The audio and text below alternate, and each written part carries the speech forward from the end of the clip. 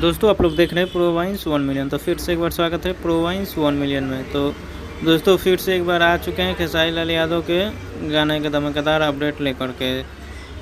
आज बता रहे हैं कि आप लोग को आने वाले गाने को, नए गाने को बारे में, जो कि यादव जी के झंडा 2, और अब की बार ये गाना कोमल सिंह के साथ लेकर आ रहे हैं। और दबंग स्टार सुपरस्टार खेसारी लाल यादव, आज की वीडियो में हम इसी गाने के बारे में बात करेंगे।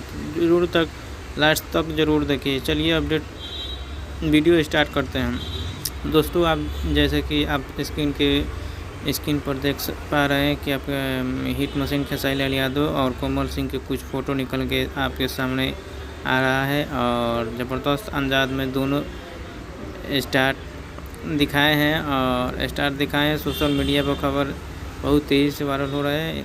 गाना यादव जी के झंडा 2, जो कि जिसकी शूटिंग कंप्लीट हो चुका है, और गाना बेस्ट भोजपुरी चैनल से रिलीज़ किया जाएगा। और काफ़ी बड़े लेवल का शूट किया गया है, और जल्द ही आप लोग को सुनने को मिलेगा। और इसके साथ नए गाने के बारे में, और यूट्यूब नंबर 1 पर चल रहा है। ग्राउंड लेवल पर यह गाना खूब बजकर एकदम शानदार तरीक़े से बज रहा है।